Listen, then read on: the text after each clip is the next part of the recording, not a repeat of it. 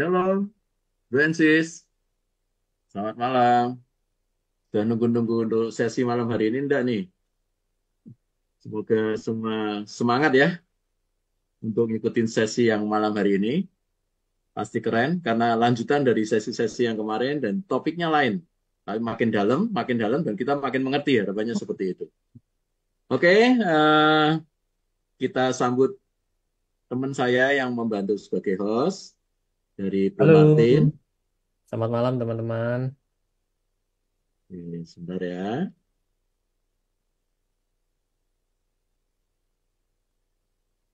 Bro Wis, Martin, can- oke, wis. Halo, Halo. selamat malam teman-teman I Declare, Bro NC semua. Hai, wah, keren nih. Langsung yang follow, yang ikut banyak nih. Oke, kemudian kita sambut narasumber kita malam hari ini, Pak Mike. Oke, sebentar ya.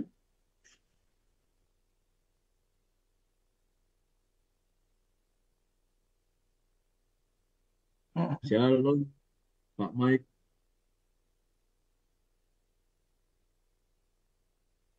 Oke, halo, apa kabar? Baik, baik, baik.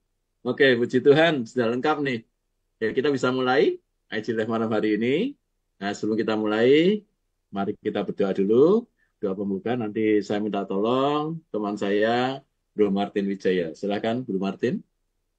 Baik, makasih Ko Iwan. Teman-teman, mari kita siapkan hati ya sebelum live untuk sama-sama kita berdoa dulu. Tuhan kami bersyukur buat kesempatan malam hari ini kami bisa live sama-sama untuk belajar, untuk berdiskusi, dan juga menjawab pertanyaan-pertanyaan dari rekan-rekan. Dan kiranya apa yang kami diskusikan hari ini, apa yang kami pelajari itu boleh membangun iman kami, membangun pemikiran-pemikiran kami agar semakin mengenal eh, Engkau sebagai Tuhan dan Juru Selamat kami, semakin mengasihi Engkau dan juga semakin mengasihi sesama kami. Kau memberkati semua tim yang terlibat pada hari ini agar mereka bisa melakukan bagian yang terbaik. Memberkati Komike juga melalui apa yang sudah dia persiapkan itu boleh memberikan pemahaman yang baik untuk kami semua untuk bisa memahami topik dari kekristenan progresif ini dan juga universal salvation. Terima kasih Bapak, kami serahkan dalam tanganmu acara ini dan Roh Kudus Kau yang beracara lewat live pada malam hari ini. Di dalam nama Tuhan Yesus kami sudah berdoa, mengucap syukur. Amin. Amin. Amin. Thank you, thank you. Ya, ini khusus untuk malam ini, IG Live kita spesial. Karena kita ini tidak langsung lewat HP kita. Biasanya kalau I declare live atau gimana kita pakai HP. Malam hari ini kita menggunakan Zoom. Nah, tetapi teman-teman melihatnya tetap lewat IG. Oke, ini saya lihat ada agak sedikit perbedaan dengan yang biasanya. Rasanya kolom Q&A-nya nggak keluar ini di sini. Dan nanti kalau teman-teman mau bertanya bisa nulis di komen ya. Saya akan berjuang, saya akan kumpulkan dari kolom-kolom komen yang teman-teman tulis. Kita akan jawab dan kita baca dan akan ditanggapi oleh narasumber. Oke, sebelum kita mulai IG Live ini, kita akan perkenalan dulu nih dengan teman saya, siapa Bro Martin Wijaya, dan siapa juga nanti narasumber yang akan membawakan materi pada malam hari ini. Silakan Bro Martin. Ya, malam teman-teman. Nama saya Martin Wijaya. Sehari-hari melayani di sebuah lembaga misi dan juga melayani sebagai seorang, saya sebut diri saya digital ministry enthusiast gitu ya, suka banget melayani di area digital ministry ya, banyak membantu gereja-gereja juga dalam hal memperlengkapi mereka dari sisi pelayanan digital gitu sih, Koewan. Oke, thank you Bro Martin. Nah, sekarang narasumber kita bisa kenalan. Silakan Pak Mike bisa memperkenalkan diri siapa Pak Mike ini. Silakan Pak Mike. Halo. Oke, thank you untuk kesempatannya. Nama saya Michael Christian. Saya gembala sidang dari Gibeon Church Surabaya. Sebenarnya saya baru 10 tahun ya di Indonesia ya, sejak tahun Wah, 2014. Sebelumnya saya oke. 22 tahun ada di US, menggembalakan juga di Los Angeles dan sebelumnya di Seattle, terutama anak-anak muda. terutama dari youth ministry, college ministry. Jadi banyak sekali bergelut dengan pertanyaan-pertanyaan apologetika, makanya belajar juga Christian Apologetics. Sebenarnya S1 saya bukan apologetics atau teologi, S1 saya food process engineering. Kemudian S2 saya yang pertama itu Master Business Administration in Finance. Saya juga punya bisnis dan istri saya yang run the business ya. Jadi sebenarnya mata pencaharian saya itu bukan dari gereja atau nanti dikirain ini respon supaya tidak kehilangan pengikut gitu. Nggak kayak gitu sama sekali. Malah saya pulang itu nggak convenient sebenarnya. Tetapi makanya istri saya harus ke Amerika sering gitu ya, 3-4 kali setahun gitu. Jadi saya nggak cari makan dari pelayanan gitu ya. Terus kemudian saya juga bagian dari Tim Keller's Church Planting Network, City to City. Itu bagian dari Redeemer City to City. Dan kita bagian dari City to City Asia Pasifik. Dan saya kebetulan direktur untuk City to City Indonesia. Bersama dengan teman-teman dari berbagai macam gereja gitu ya. Jadi interdenominasi. Jadi bukan hanya gereja kami Sinode GBI, saya dari Sinode GBI, tapi ada juga dari Reform Presbyterian, dari Baptis, macam-macam lah dari semuanya. Tapi kita semua punya tujuan untuk merintis gereja, merevitalisasi gereja, karena gereja juga dalam keadaan yang butuh direvitalisasi ya. Jadi itulah yang saya kerjakan akhir-akhir ini dan mengembalakan jemaat lokal di Surabaya gitu. Thank you. Oke, keren. Wah, ini antara gabungan orang Indonesia dan orang Amerika nih mungkin ya, Pastor ya. Semoga bisa bahasa Jawa sedikit-sedikit ini nanti. Oh yo iso toh. Kan kalau Oke. dengerin khotbah di Gibeon banyak jok Jawanya, malah orang-orang yang dengerin dari luar kota dan luar pulau bingung apa itu Pak artinya. Saya memang orang Surabaya aslinya, tapi sudah Oke. pindah ke Amerika sejak umur 17 tahun, terus di sana 22 tahun. Ya, jadi bisa dihitung lah pindahnya sini umur berapa gitu udah tahu. Oh, siap.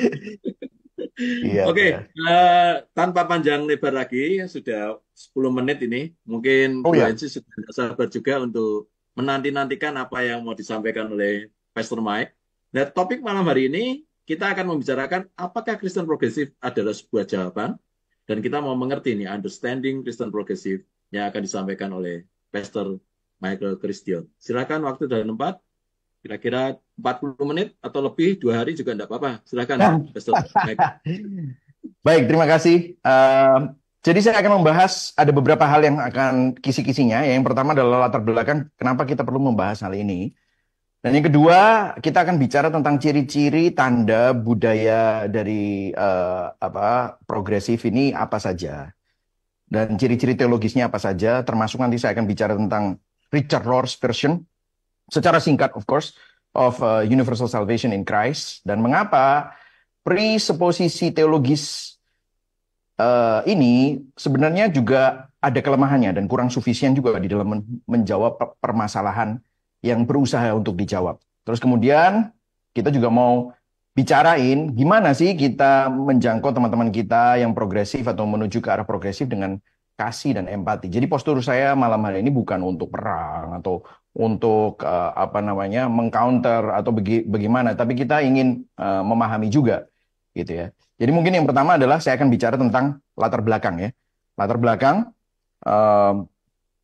banyak yang bertanya, sebenarnya gini, latar belakang kenapa kok saya setuju untuk melakukan hal ini ya. Slide saya boleh mulai ditampilkan ya. Banyak yang bertanya dan DM saya gitu. Banyak sekali tentang komen yang terakhir tentang apa yang terjadi mengenai progresif ini ya. Dan saya jawab sih memang, tapi melelahkan juga untuk menjawab hal yang sama satu persatu. Jadi cukup redundant. Jadi waktu saya diajakin oleh I Declare, saya mengiyakan karena saya rasa ini perlu dibahas. Karena statement-statement Kristen progresif itu juga menggunakan platform sosial media, jadi kita perlu meresponinya juga dengan platform yang sama. Namun sekali lagi postur saya membahasnya itu untuk memahami dan melihat ciri-ciri progresif yang juga bisa saja kurang sehat dan bagaimana kita seharusnya meresponi seperti hal itu. Nah, kenapa kok mungkin postur saya seperti itu? Saya pun juga pernah mengalami krisis iman gitu. Saya pun juga pernah melakukan dekonstruksi. Dan saya juga menggemari tokoh-tokoh progresif dan membaca semua buku Emergent Church yang terjadi di tahun 2000-an. As you know, saya cukup lama di US. Jadi saya pernah ngobrol sama Brian McLaren pada waktu dia jadi pembicara di Catalyst Conference ya. Saya juga membaca semua bukunya Rob Bell. Jadi saya juga sempat baca Richard Rohr gitu ya. Sampai saya membandingkan dengan pandangan-pandangan serta memahami worldview historical Christianity juga. Dan memulai membaca Agustinus, Herman Bavinck, Calvin, Luther, dan akhirnya Timothy Keller yang sangat menyentuh hati saya. Gitu. Jadi, mengapa saya melakukan dekonstruksi? Karena saya kecewa terhadap gereja, jujur. Kecewa terhadap pemimpin. Saya sangat kecewa sama gembala saya dulu, sama sinode di mana saya berada, bagaimana mereka menutupi pelecehan-pelecehan, menutupi abuse leadership yang terjadi. Jadi saya merasakan penindasan yang dilakukan semena-mena dan dana yang diselewengkan, pelecehan-pelecehan yang terjadi di sekitar saya. Jadi saya pun juga pernah jadi korban. Istri saya pun juga pernah jadi korban. Jadi saya melihat teologi yang saya anut begitu dangkal. Hanya karikatur dari teologi yang sebenarnya. Dan itu tidak mampu menjawab krisis iman saya. Dan saya juga mengalami krisis iman dalam kehidupan saya secara pribadi. Yang ada adalah saya disalahin, disuruh percaya saja gitu. Dan teologi yang saya anut tidak bisa menjawab pertanyaan-pertanyaan kehidupan yang kompleks. Dan masalah saya udah nikah 23 tahun dan masalah rumah tangga juga nggak bisa pecahkan. Jadi saya mengalami kalau dibilang tuh dark night of the soul, John of the Cross gitu ya. Dan saya pun mengalami dekonstruksi. Nah, saya rasa generasi yang sekarang ini sedang mengalami hal itu juga. Karena dengan maraknya akun satir, menurut saya bagus. Membuat khalayak ramai Kristen itu jadi bertanya apa sih yang sebenarnya mereka percayai. Dan itu nggak dosa loh, punya doubt, punya pertanyaan. Jadi para pemimpin Kristen kalau Anda menonton ini, Anda perlu bersyukur kalau orang bertanya. Orang itu mempertanyakan iman mereka, jangan dihardik, jangan ditengking, jangan disuruh percaya aja, no. Karena iman dan rasio itu berjalan bersama-sama. Bahkan Bapak Gereja kita juga pernah mengalami hal itu. Nah, itu mungkin saya ingin tunjukkan bagaimana contohnya ya, kayak Agustinus the Hippo, Augustine from the Hippo, you know. Agustin the Hippo itu pernah mengalami yang namanya mengeksplorasi Manikeisme. Manikeisme itu filsuf ya. Jadi Agustin itu filsuf, terus kemudian dia mengeksplorasi Manikeisme dan mencoba mencari jawaban. Nah, apa sih Manikeisme itu? Manikeisme itu menyatakan bahwa mereka menentang, for example, keandalan Alkitab, menafsirkan ulang secara progresif, ataupun menghilangkan bagian-bagian Alkitab yang tidak sejalan dengan pemahaman mereka. Gitu. Itu presuposisinya Manikeisme. Ya, jadi mereka tidak mengakui otoritas Alkitab, bagian dari Gnosticism juga ya. Jadi pluralistik, sinkretis gitu ya. Nah, Agustin pernah masuk di situ. Dan setelah melihat ada banyak, jadi waktu itu Agustin pernah berdebat dengan Faustus ya. Faustus. Dan Agustin mengatakan bahwa mereka itu ternyata banyak hole-nya teologi mereka. Sehingga pernah ada sebuah quote yang bilang kan, Agustin the Hippo pernah bilang begini, Anda seharusnya mengatakan dengan jelas bahwa Anda tidak percaya kepada Injil Kristus karena percaya pada apa yang Anda sukai dan tidak percaya pada apa yang Anda sukai adalah percaya kepada diri Anda sendiri dan bukan kepada Injil, gitu ya. Jadi Agustinus juga pernah mengalami krisis iman dan kemudian mengeksplorasi Manikeisme, tapi kemudian dia kembali kepada historical Christianity, ortodoksi, gitu. Jadi kalau kita lihat bapak-bapak gereja kita pun juga pernah mengalami krisis iman. So it's okay untuk mengalami krisis iman. Justru itu adalah perjalanan iman kita. Jadi para pemimpin, kalau banyak pertanyaan yang muncul gara-gara akun-akun satir, gara-gara pembicaraan-pembicaraan yang terjadi, itu bagus. Karena itu perlu terjadi. Dan yang menyedihkan buat saya, kalau orang itu waktu mereka bertanya, itu mereka bilang bahwa saya ini udah dianggap sesat, Pak, karena saya banyak bertanya, tapi gembalanya nggak bisa jawab. Gitu. Disinilah menurut saya, para gembala sidang, para pemimpin perlu berbenah. Karena mereka generasi sekarang tidak puas dengan jawaban-jawaban yang otoriter. Justru itu mendukung klaim-klaim dari progresif bahwa ini penindasan. Ya. Nah, jadi kalau kita lihat Augustine, sebelum Kristen progresif ini muncul, kalau misalnya kita tarik kepada zaman modern, ya, muncul juga yang namanya emergent Christianity. Karena emergent Christianity itu bicara hal yang sama. Kalau kita lihat tahun 2000-an beberapa pemimpin Kristen itu berkumpul untuk menyesuaikan kekristenan dengan pola pikir pasca modern yang merajalela di Amerika, ya. Jadi mereka mulai menelaah kembali metode yang digunakan gereja dan praktek-prakteknya dalam penjangkauan dan mempertanyakan beberapa unsur yang sangat legalistik. Dan menurut mereka itu hipokrit. Dan secara jujur mau mengevaluasi gerakan evangelical modern untuk membuat kekristenan itu lebih relevan, menekankan pengalaman spiritual gitu. Jadi muncullah sebuah kegerakan yang namanya emergent Christianity. Saya mengikuti emergent Christianity. Saya senang sekali. Saya ikutan conference-conference mereka. Karena menurut saya pemimpin-pemimpin saya dulu, wah terlalu kaku gitu dan terlalu otoriter gitu. Jadi saya setuju banget dengan emergent Christianity pada waktu itu. Nah, ada yang menjadi alarm bagi orang-orang yang mengikuti emergent Christianity. Mereka kurang suka sama confession of faith. Karena pernyataan iman itu menurut mereka menghindari dan menghentikan percakapan iman yang kritis. Jadi emergent Christianity menjauhkan diri dari kekristenan yang didefinisikan oleh kredo-kredo dari bapak-bapak gereja. Nah, ini yang menurut saya agak, loh kok gini ya gitu. Nah, ini saya melihat gitu ya. Dan Brian McLaren, salah satu seseorang yang menurut saya waktu itu menginspirasi saya tahun 2010, itu menulis buku A New Kind of Christianity. Nah, ini yang bestseller juga gitu. Dan dalam bukunya dia berargumen bahwa doktrin Kristen tentang penciptaan yang awalnya baik terus dicemari oleh dosa asal, itu menurut dia kurang tepat. Keselamatan yang terjadi lewat penebusan melalui darah dan pemulihan segala sesuatu itu nanti di surga gitu ya. Itu menurut dia adalah gagasan dari paganisme yang dipinjam dari filosofi Yunani Romawi. Dan ini menurut McLaren, Injil yang benar bukanlah tentang siapa yang masuk atau keluar. Ya, siapa yang pergi ke surga atau masuk neraka menurut Brian McLaren ketika mereka mati. Jadi Injil adalah Yesus menjadi raja pembebas yang datang dan menawarkan kerajaan yang memiliki ruang untuk memiliki ruang bagi banyak tradisi agama di dalamnya. Itu proposisinya Brian McLaren gitu ya. Dia menolak dosa asal, dia menolak penebusan darah Yesus dan menekankan social justice, keadilan sosial. Nah, ini jenis kekristenan yang baru ini ditentang oleh banyak pemimpin gereja evangelical pada waktu itu. Sampai hari ini.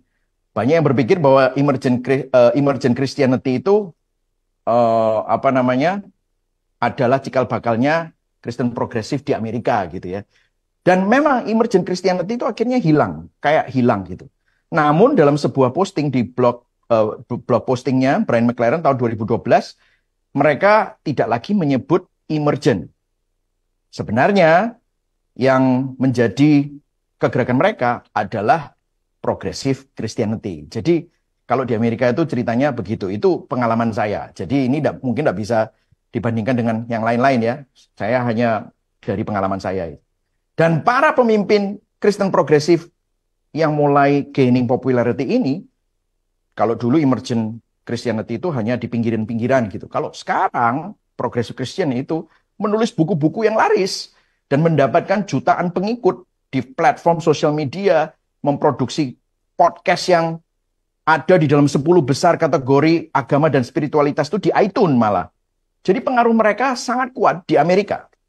Dan yang terjadi hari ini adalah mereka memikirkan perkembangan progresif itu untuk menafsirkan ulang Alkitab dan sejarah gereja dan mendefinisikan kembali prinsip-prinsip inti dari iman Kristen. Dan beberapa dari mereka mengklaim bahwa ada keselamatan di luar Yesus. Tetapi ada juga yang bicara bahwa enggak, semua keselamatan itu hanya di dalam Kristus. Nanti saya akan jelaskan itu, di dalam Kristus. Tetapi mereduksi realitas hukuman yang akan Allah nyatakan kepada orang-orang yang tidak percaya kepada Yesus, gitu ya. Nah, kalau kita lihat, ini bukan hal yang baru seperti yang tadi sudah disampaikan oleh para pembicara sebelumnya. Kalau kita baca di Matius 7 ayat 15-17, Yesus sendiri yang bilang ya, waspadalah terhadap nabi-nabi palsu yang datang kepadamu dan menyamar seperti domba, tetapi sesungguhnya mereka adalah serigala yang buas. Dari buahnya lah kamu akan mengenal mereka. Dapatkah orang memetik buah anggur dari semak duri atau buah ara dari rumput duri? Demikianlah setiap pohon yang baik menghasilkan buah yang baik, sedang pohon yang tidak baik menghasilkan buah yang tidak baik. Jadi hal-hal seperti ini bukanlah hal yang baru. Kalau kita memperhatikan sejarah gereja, setiap generasi orang Kristen memiliki doktrin yang agak menyimpang atau agak strange gitu ya. Menurut Yesus ini adalah serigala berbulu domba yang harus dihadapi. Jadi kalau kita lihat di abad pertama, Bapak gereja kita juga Ignatius menulis sesuatu untuk melawan Gnostik ya, dan dia berkata begini. Kalau saudara lihat di Ignatius of Loyola, itu saya taruh source-nya itu ya, Ignatius the Church Father. Mereka berbicara tentang Kristus bukan agar mereka memberitakan Kristus, tetapi agar mereka menolak Kristus. Dan mereka berbicara tentang hukum bukan agar mereka menetapkan hukum, tapi agar mereka memberitakan hal-hal yang bertentangan dengan hukum. Karena mereka memisahkan Kristus dari Bapa dan hukum dari Kristus. Mereka juga mempergunjingkan bahwa dia lahir dari perawan. Mereka malu pada salibnya. Mereka menyangkal penderitaannya. Dan mereka tidak percaya kebangkitannya. Nah, kita akan melihat nanti bagaimana mungkin paham progresif ini menempatkan Yesus berbeda dengan Allah perjanjian lama. Dan menyatakan penebusan itu seperti pelecehan anak secara kosmis gitu ya. Dan menekankan kebangkitan sebagai metafora saja. Bukan sesuatu dari fakta sejarah. Nah, ini nanti kita akan lihat tanda-tandanya ya. Jadi kalau Augustine menghadapi Faustus, Ignatius menghadapi Gnostik, maka saya rasa kita pun juga perlu terinspirasi dengan itu, bahwa Injil Yesus Kristus secara historis itu masih benar dan mutlak. Meskipun banyak serangan terhadapnya. Kita memiliki kesaksian dari para bapak-bapak gereja. Kita bisa percaya bahwa apa yang terjadi ribuan tahun ini ternyata ada kebenarannya, gitu ya. Jadi hari ini kita akan melihat, karena begini masalahnya ya, Kristen progresif ini kan nggak ada sinodenya, terus menolak pernyataan iman. Jadi kita nggak tahu yang progresif ini yang mana. Kita nggak bisa lihat, kecuali kita memahami tanda-tandanya. Nah, hari ini saya ingin membicarakan beberapa tanda-tanda budaya dan juga ciri-ciri teologisnya, gitu ya. Nah, kita akan masuk dalam poin yang selanjutnya ya. Jadi itu tadi latar belakangnya, kemudian kita masuk ke tanda-tanda budayanya dari Kristen progresif ya. Kalau kita lihat tanda-tanda budaya ini, faktanya Kristen progresif ini menekankan tindakan daripada kepercayaan. Apa yang Anda lakukan daripada kepada siapa Anda percaya atau meletakkan iman Anda. Mereka menggunakan sebagian besar kosakata yang sama seperti orang Kristen yang percaya Kristen historis. Melaksanakan sakramen juga, seperti pembaptisan, melakukan communion, perjamuan kudus, bahkan mungkin menyanyikan lagu-lagu himne, dan melakukan liturgi kuno. Namun bagi orang-orang Kristen progresif, kata-kata, frasa, sakramen, dan tradisi itu memiliki makna yang sangat berbeda. Itulah sebabnya mengapa bisa membingungkan. Namun ada beberapa keyakinan dan asumsi yang sangat konkret yang mendasari gerakan ini yang berkembang. Meskipun tidak tercatat dalam suatu kepercayaan resmi atau seperti pernyataan iman, tapi ada beberapa tanda yang perlu diperhatikan. Ya, jadi tanda-tanda budayanya apa? Nah, yang pertama adalah relativisme. Jadi apa yang benar bagimu itu benar bagimu.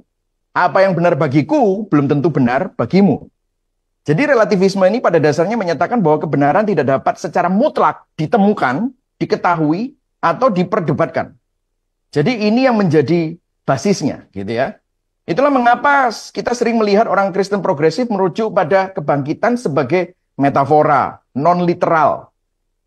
Narasi sejarah perjanjian lama sebagai kisah mitos. Dari mana kita bisa belajar pelajaran moral yang baik. Nah, kayak gitu-gitu ya. Nah, masalahnya bahwa kekristenan tidak memberikan kita pilihan untuk menjadi relativis ya.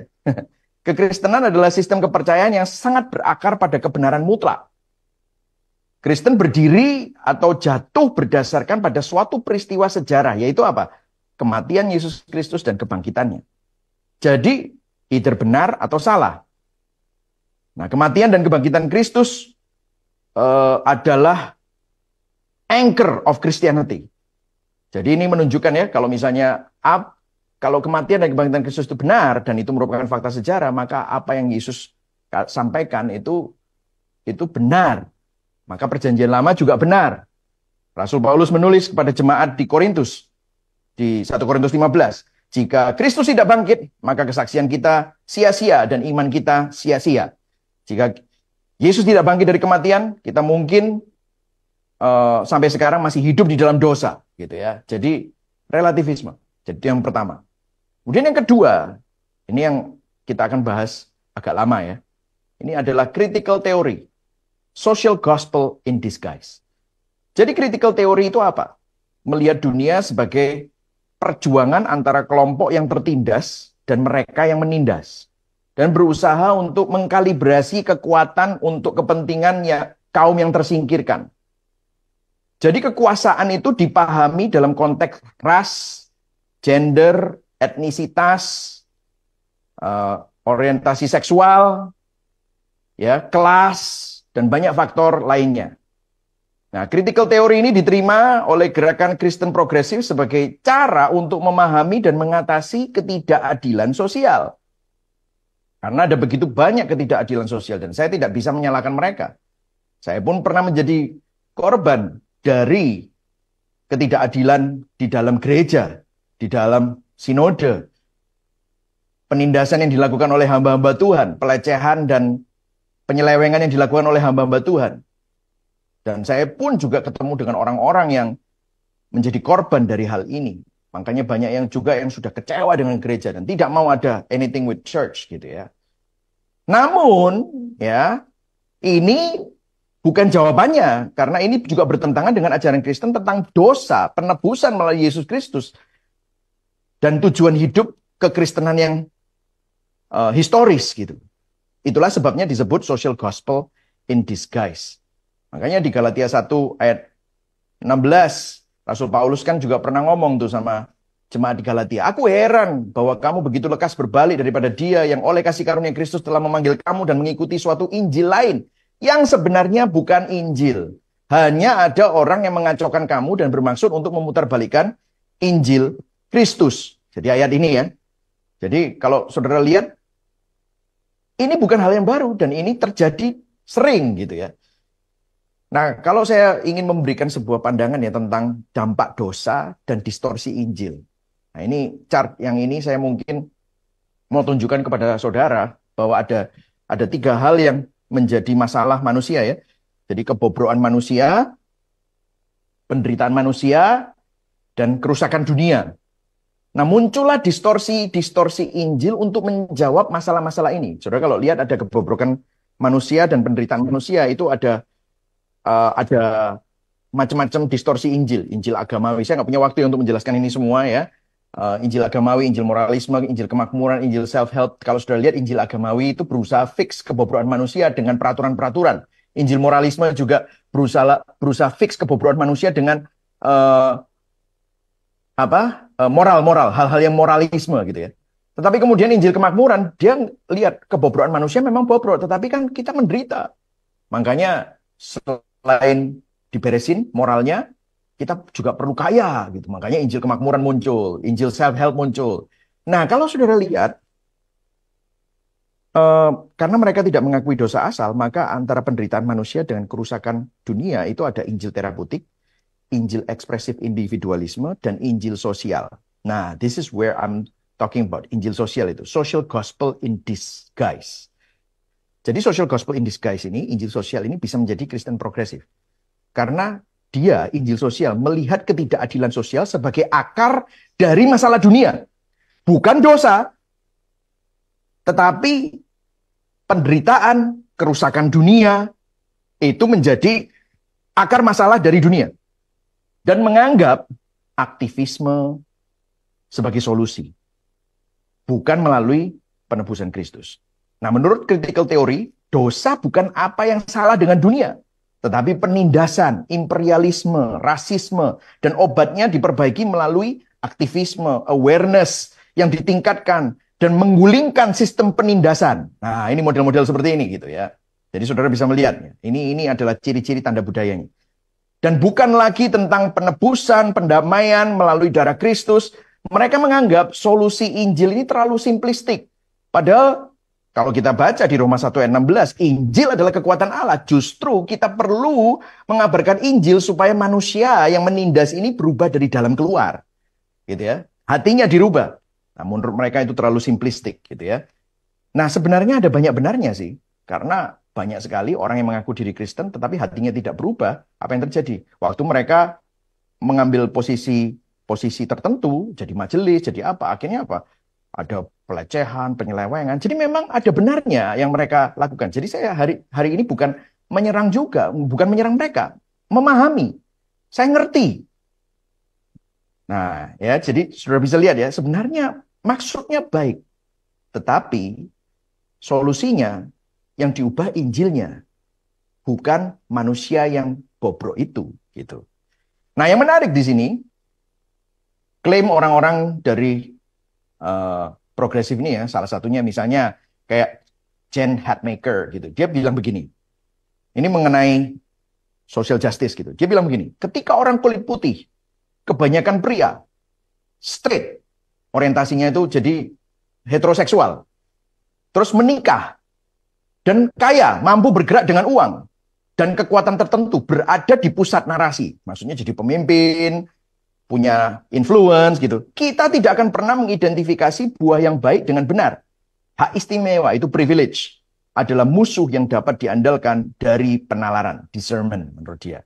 Nah, masalahnya dari kata-kata ini, Hatmaker, Jen Hatmaker, itu adalah kategorinya itu semua. Dia kulit putih, ya memang dia wanita, tapi dia straight, dia punya uang, dan dia ada di pusat narasi. Dari keluarga berduit. Jadi menurut pernyataannya, dia punya hak istimewa. Jadi quote ini pun adalah inkonsistensi logis dari critical theory itu sendiri. Menurut pernyataannya sendiri, kita seharusnya meragukan penalaran dari Jen Hatmaker. Karena apa? Semua kualifikasi yang dia beratkan itu menunjuk pada dirinya sendiri. Nah, sudah bisa lihat ya, banyak kontradiksi di sini. Siapakah kita menurut pandangan dunia Kristen? Manusia adalah ciptaan istimewa yang dibuat menurut gambar Allah. Nah, menurut critical theory, identitas kita tidak ditemukan dalam siapa kita yang diciptakan. Tetapi bagaimana kita berhubungan dengan kelompok lain yang berbeda kelas, gender, preferensi seksual kita. Nah, itu yang menjadi keyakinan dari critical theory. Dan menurut mereka, apa yang salah dengan dunia ini?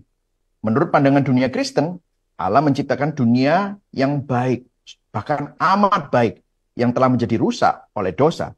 Tapi critical theory melihat bahwa apa yang salah dengan dunia ini adalah penindasan, ya, bukan dosa. Sebagai inti apa yang salah dengan dunia.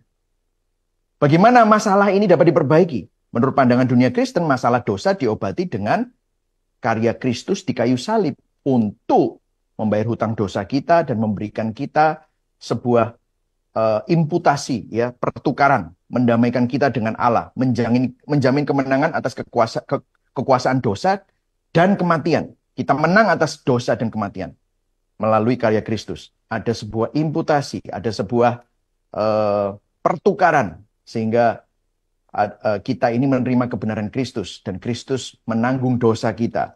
Kita dilahirkan baru dari dalam keluar. Nah, itu menurut agama, menurut Kristen historis, ya, dalam kekristenan historis. Nah, menurut critical theory, masalahnya apa? Penindasan. Dan diatasi oleh aktivisme, kesadaran yang ditingkatkan, dan penggulingan sistem penindasan dan kekuatannya. Itu ya. Bagaimana dengan arti hidup? Pandangan dunia Kristen mengajarkan bahwa arti hidup adalah untuk memuliakan Allah, soli deo gloria. Sedangkan critical theory mengajarkan bahwa tujuan hidup kita adalah untuk membebaskan kelompok-kelompok dari penindasan. Dan sebagai orang Kristen kita dipanggil untuk melakukan perbuatan baik. Ya. Tidak ada pertanyaan tentang dosa sama sekali bahkan. Nah, Yakobus percaya kok hal itu. Yakobus 2 ayat 26 bahwa kita perlu berbuat baik karena iman tanpa perbuatan itu mati. Betul. Tetapi pada saat kita memakai critical theory ini sebagai solusinya, nah ini akan mengikis perlahan-lahan Christian worldview kita dengan mengalihkan perhatian kita dari kebenaran yang sesungguhnya tentang siapa Allah dan apa yang dia lakukan melalui Kristus. Akhirnya critical theory ini bisa membuat kita bingung. Yang jadi juru selamat itu siapa sih? Akhirnya kita yang jadi juru selamat. Kita yang berusaha untuk cari solusi. Loh, saya nggak bilang bahwa solusi itu tidak perlu dipikirkan. Karena kita benar-benar memikirkan. Misalnya seperti gereja Gibeon, benar-benar memikirkan bagaimana kita dapat menjadi dampak bagi komunitas di sekitar kita. Tetapi jawabannya bukan aktivisme dan social justice saja. Tetapi Injil Yesus Kristus. Nah, ini yang banyak membingungkan banyak orang. Sehingga orang banyak menukar Injil yang berbasis anugerah ini dengan perbuatan baik. Ya, gitu ya, saudara ya. Nah, Elisa Childers, dalam salah satu blognya, meresponi Jen Hatmaker. Dia bilang begini, setiap orang percaya dipanggil untuk melakukan pekerjaan baik karena Kristus. Tetapi bukan berarti kita mengganti doktrin yang sejati dengan paham progresif yang menentang Allah seturut firman-Nya demi mengutamakan perbuatan baik manusia. Ya, jadi jelas ya, kita tidak menentang perbuatan baik. Justru gereja harus berdampak. Justru kita harus berpikir. Nah, masalahnya banyak gereja hanya pencitraan. Banyak orang Kristen berdampak hanya untuk dipost di Instagram, tidak benar-benar melakukan social justice yang semestinya kita lakukan. Kita nggak peduli. Banyak orang Kristen tidak peduli terhadap kaum marginal. Nah, ini yang perlu kita rubah. Tapi bukan berarti mengubah Injilnya. Tetapi kita perlu mawas diri dan mengevaluasi praktek-praktek kita. Gitu ya, saudara ya. Kemudian yang ketiga ya. Contoh, seksualitas. Batas-batas Alkitab dalam seksualitas dihapus. Jadi progressive Christianity menghapus batasan-batasan Alkitab terkait seksualitas. Jadi begini, saudara. Nih saya di slide saya ini ya. Pandangan progresif terhadap seksualitas Kristen mengizinkan praktek-praktek yang dianggap tidak sesuai dengan ajaran Alkitab. Hal ini merupakan perubahan signifikan dari pandangan tradisional Kristen tentang seksualitas. Nah, ini sangat berbeda dengan nilai seksualitas di dalam covenant-based marriage di dalam pengertian Kristen. Ini covenant-based. Menggambarkan, jadi pernikahan antara laki-laki dan perempuan itu menggambarkan covenant antara Tuhan dan umatnya, juga Kristus dan gerejanya. Jadi saat terjadi pernikahan antara pria dan wanita, saat mereka melakukan janji nikah di altar, itu adalah gambaran antara Tuhan dan umatnya, dan Kristus dan jemaatnya. Itu juga gambaran pada waktu kita melakukan sakramen baptisan. Misalnya, seorang yang mau dibaptis, itu baptisan 1 kali seumur hidup. Tapi ada sakramen yang kedua, yang Tuhan minta kita lakukan. Yesus minta kita lakukan. Apa? Sakramen perjamuan kudus. Itu sesering mungkin untuk mengingat kasih Allah dan rahmat anugerah Allah Tritunggal bagi umatnya di dalam pernikahan. Itu adalah lambang hubungan antara Tuhan dan umatnya. Nah, disitulah sakramen perjamuan kudus ini juga lambang hubungan seks dalam konteks pernikahan. Karena seks dalam konteks pernikahan adalah suatu penyembahan, doksologi, suatu proklamasi, lambang pengingat covenant, sekaligus melakukan amanat Allah untuk beranak cucu, yaitu prokreasi. Jadi seksualitas menurut Alkitab itu doksologi, proklamasi, worship, ya, dan pengingat covenant, dan juga prokreasi. Jadi jika sakramen baptisan itu sekali seumur hidup, seperti perjanjian antara suami dan istri sekali seumur hidup di depan altar, maka hubungan seks antara suami dan istri itu seperti sakramen perjamuan kudus yang dilakukan dengan sering. Untuk apa? Mengingat manisnya kasih suami istri seperti Tuhan kepada umatnya dan Kristus kepada gerejanya. Nah, itu tradisional Christianity ya. Nah, sedangkan pandangan progresif terhadap seksualitas mengaburkan unsur covenant di sini. Bahkan, ini ada sebuah buku, nah ini bisa dilihat ya di slide saya. Dalam buku ini ditulis oleh Nadia Bolz-Weber, ya, Weber. Dia dalam buku ini dia berpendapat bahwa seks harus antara satu pria dan satu wanita dalam perjanjian pernikahan seumur hidup itu salah. Dan bukan hanya salah, tapi juga berbahaya menurut dia. Dia merekomendasikan untuk memperbarui etika seks Kristen untuk memungkinkan umat Kristen mengejar pemenuhan seksual sebagaimana yang didefinisikan oleh WHO. Yang berlandaskan pada konsen seksual. And suka sama suka, ya kan? Boleh gitu. Bolz-Weber menyetujui seks di luar nikah, bahkan one night stand, seks sesama jenis, dengan penggunaan pornografi. Saudara bisa baca sendiri di Shameless Sexual Reformation. Nah, buku ini didukung, dipromosikan oleh banyak pemimpin Kristen progresif. Richard Held Evans, Sarah Bassey, Richard Rohr, Austin Channing Brown. Jadi tokoh-tokoh Kristen progresif yang terkenal seperti Jen Hatmaker, Rob Bell, Jim Wallace, semuanya berbicara mendukung pernikahan sesama jenis dan berbagai macam hal-hal yang bertentangan dengan tradisional Christianity, ya, bahwa mereka itu selalu berusaha untuk punya agenda untuk mengubah seksualitas ini, ya. Jadi kalau sudah lihat 3 ini aja lah, nanti kebanyakan kalau enggak, ya. Kemudian ciri-ciri teologisnya, kita bicara tentang ciri-ciri teologisnya, ya. Yang pertama adalah selalu mempertanyakan otoritas serta keabsahan Alkitab. Jadi karena begini, saudara, Kristen progresif melihat Alkitab sebagai catatan tentang apa yang dipercayai tentang Allah dan masa dan tempat mereka penulis-penulis itu hidup, bukan sebagai firman Allah yang terinspirasi, yang diilhami dan punya wewenang, bukan lagi. Jadi seorang Kristen progresif itu sering menyatakan ketidaksetujuan terhadap penulis Alkitab atau menolak ayat-ayat yang dianggap tidak membantu. Karena apa? Alkitab, nah ini ya, next. Alkitab hanya sebagai jurnal spiritual kuno, yang kuno.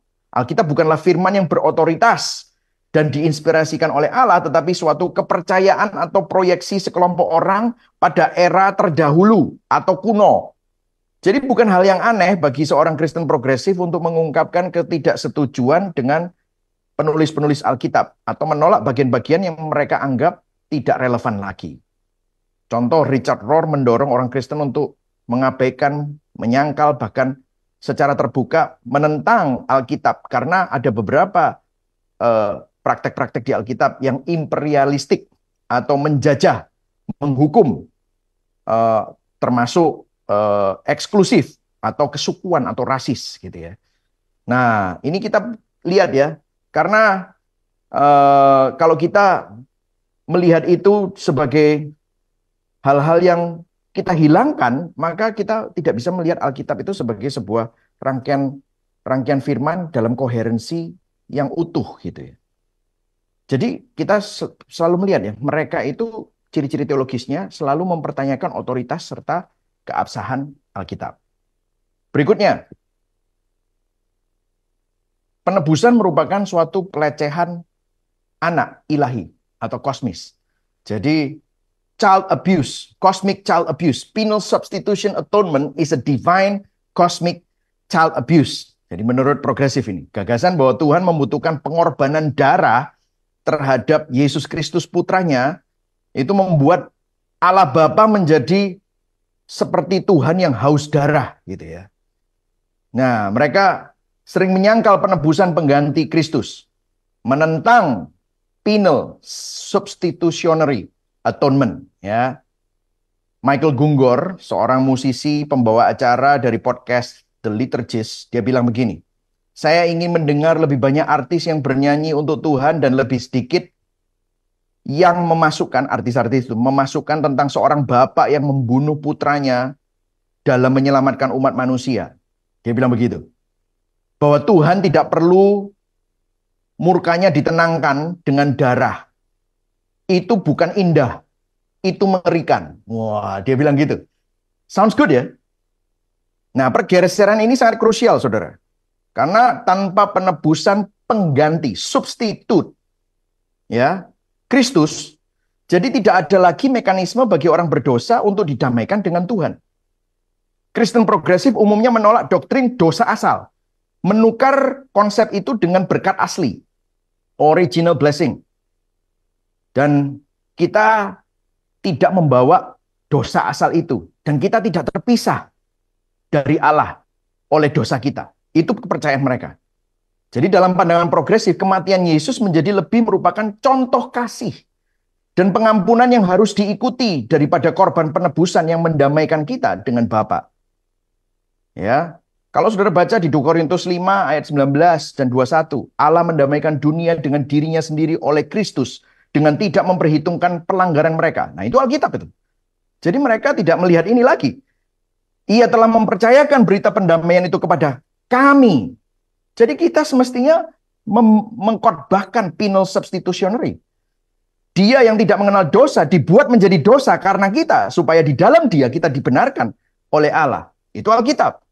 Tetapi progresif itu berbeda ya di sini ya. Kalau saudara baca Galatia 3 ayat 13 sangat jelas. Kristus telah menebus kita dari kutuk hukum Taurat dengan jalan menjadi kutuk karena kita.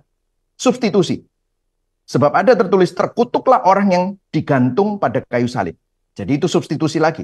1 Petrus 2 ayat 24. Ia sendiri telah memikul dosa kita di dalam tubuhnya di kayu salib. Supaya kita yang telah mati terhadap dosa hidup untuk kebenaran. Oleh bilur-bilurnya kita sembuh. Substitusi sekali lagi. 1 Petrus 3 ayat 18. Sebab juga Kristus telah mati sekali untuk segala dosa kita. Ia yang benar untuk orang-orang yang tidak benar. Substitusi. Jadi ini ayat-ayat substitusi semua. Mereka menolak itu. Jadi ini ciri-ciri teologisnya ya. Kalau saudara bisa lihat. Nah, kemudian another one. Yang ketiga. Keabsahan peristiwa kebangkitan. Mereka memiliki pandangan, karena mereka memiliki pandangan yang rendah terhadap Alkitab, dan menolak penebusan, atonement, langkah selanjutnya adalah kebangkitan. Dan jika dosa tidak memisahkan kita dari Allah, maka Yesus sebenarnya kematiannya dan kebangkitannya tidak terlalu jadi penting untuk mendamaikan kita dengan Bapa. Jadi pertanyaan mereka adalah begini. Apakah kebangkitan Kristus, ini next slide ya, adalah peristiwa fakta sejarah atau hanya metafora? Jadi gini ya, memang ya, nggak setiap orang Kristen progresif menyangkal kebangkitan Yesus Kristus secara fisik. Namun dalam Kristen progresif, tindakan ditekankan di atas kepercayaan. Jadi tindakan kita itu lebih penting daripada imanmu gitu. Jadi apa yang sebenarnya diyakini seseorang tentang kebangkitan menjadi tidak terlalu penting. Seorang blogger progresif populer mempublikasikan sebuah post yang ditulis oleh seorang pastor, children pastor yang progresif tentang bagaimana cara berbicara kepada anak-anak pada saat Paskah. Di dalam blog itu dia menulis gini. Inti dari kisah Paskah bukanlah apakah Yesus benar-benar bangkit dari kematian. Kita miss inti yang sesungguhnya kalau kita berdebat tentang akurasi sejarah dari kebangkitan Yesus. Dia melanjutkan bahwa cerita itu tidak harus faktual untuk mengatakan kebenaran. Seringkali penekanannya dipindahkan dari kenyataan sejarah, tapi gini, apa yang kita bisa belajar dari cerita Yesus itu bangkit? Jadi hanya kasih gitu ya. Hanya enggak perlu tahu kalau itu tuh fakta sejarah. Padahal seharusnya kalau misalnya kita melihat fakta sejarah itu sangat penting. Karena 1 Korintus 15 ayat 14 dan 17 Rasul Paulus berkata apa? Andai kata Kristus tidak dibangkitkan, maka sia-sialah pemberitaan kami dan sia-sialah juga kepercayaan kamu. Dan jika Kristus tidak dibangkitkan, maka sia-sialah kepercayaan kamu, dan kamu masih hidup dalam dosamu. Jadi sekali lagi ya, hal-hal ini bukanlah sesuatu yang baru. Kalau kita memperhatikan sejarah gereja, setiap generasi orang Kristen memiliki doktrin palsu, gerakan yang nyeleneh gitu ya, serigala berbulu domba yang memang harus dihadapi. Sekitar pergantian abad pertama sampai sekarang, itu penyimpangan-penyimpangan akan selalu ada. Makanya kita perlu tahu tentang doktrin kekristenan yang historis ini, kita perlu pelajari. Padahal kalau kita melihat kebenaran Kristen berdiri atau jatuh berdasarkan apa? Kebangkitan Yesus sebagai apa? Peristiwa fakta sejarah. Dan Alkitab menyatakan jika kebangkitan tidak terjadi, maka kita tidak memiliki harapan untuk diselamatkan. Ya, saudara bisa melihat itu ya. Nah, yang keempat, secara cepat nih ya.